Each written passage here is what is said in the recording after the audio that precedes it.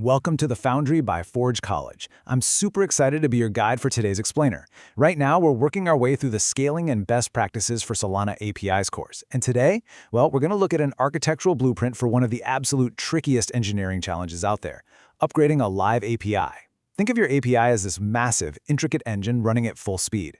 How in the world do you swap out the parts without turning off the engine, and without the whole thing exploding in your face? That is exactly what we're going to master today as we dive deep into API versioning and lifecycle management.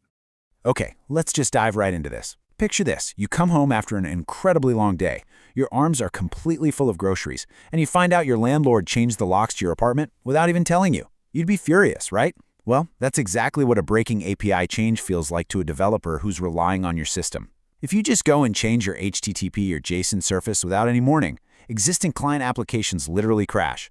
So to upgrade an API without breaking the internet, or, completely ruining your users' trust, you need a rock-solid versioning strategy. It's absolutely crucial for continuous operation.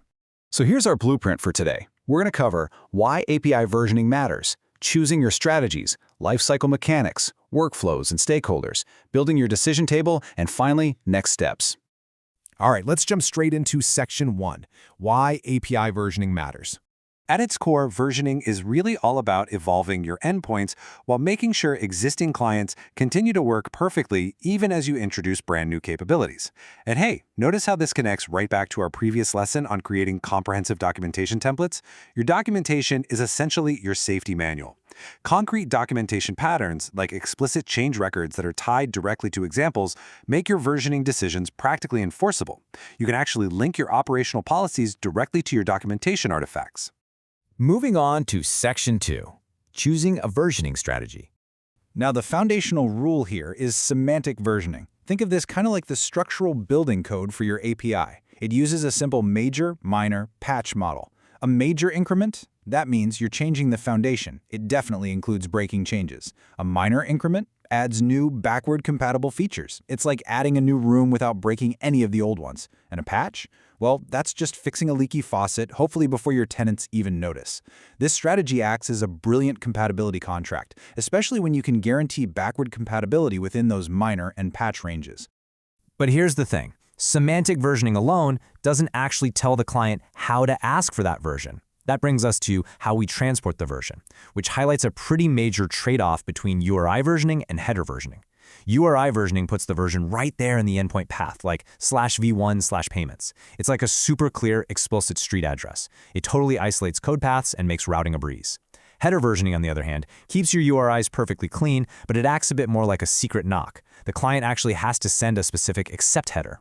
It's definitely elegant, but it does require clients to set headers consistently and servers to actually parse them. Next up, Section 3, API Lifecycle Mechanics Explained. Okay, so every single endpoint you retire has to travel this exact mechanical deprecation pipeline. It always starts with a change, maybe a proposed new field or some behavioral adjustment. Then, if it breaks the rules, you issue a deprecation notice. This opens up the migration window, basically giving your clients time to upgrade. Finally, you reach the sunset, which is where the old version is officially turned off and torn down for good. The really crucial point here is that a lifecycle policy needs concrete, automated triggers to keep your technical debt in check. First, you need a deprecation trigger, which defines exactly what counts as a breaking change. Second, you need a notice period, defining exactly how long you inform clients before pulling the plug. And third, you need an enforcement action, meaning what mechanically happens at that sunset date. These triggers basically take those high-level choices and convert them into measurable operational behavior. All right, let's look at Section 4, workflows and stakeholder management. In our collaborative programs here, we constantly emphasize that an API is really only as good as the team supporting it. Here is how they actually execute this stuff.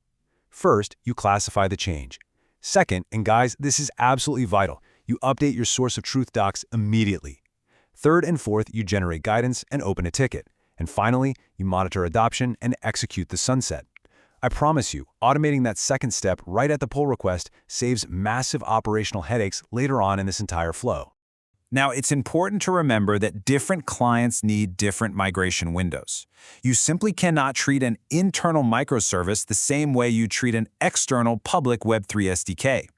Internal services can pivot fast. I mean, you control the fleet, right? So a 30-day notice is often totally fine. But external public SDKs, they need a much longer runway to coordinate their own decentralized releases. So 90 days is pretty much a standard minimum. And for experimental developer previews, a simple 14-day window usually does the trick.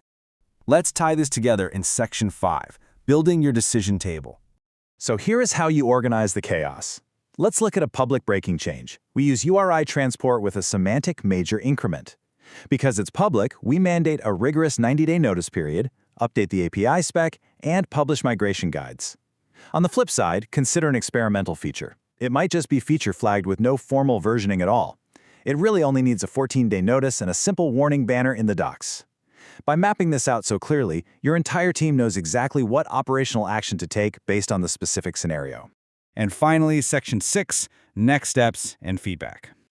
So why set a hard threshold of greater than 1%? Well, if more than 1% of your requests are failing with compatibility errors during your migration window, that shouldn't just be some passive statistic you glance at. It should actively trigger an incident response. It means your clients are genuinely struggling to migrate. You have to convert passive observation into an operational trigger, ensuring your decisions are responding to real adoption patterns, not just some blind deadline you slapped on a calendar.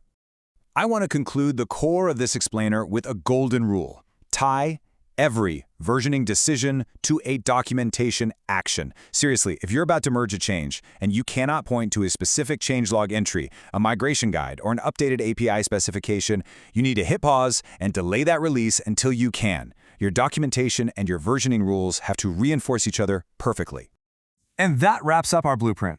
By tying your versioning directly to your docs and respecting those deprecation pipelines, you can successfully swap out engine parts while the machine is running at full speed. But I want you to ask yourself this. If you had to force a major breaking API upgrade tomorrow, would your users seamlessly adapt, or would their applications instantly crash? Take your skills to the next level and make absolutely sure it's the former by visiting forge.college to dive much deeper into our Web3 courses. Thanks so much for joining me on this explainer, and happy building!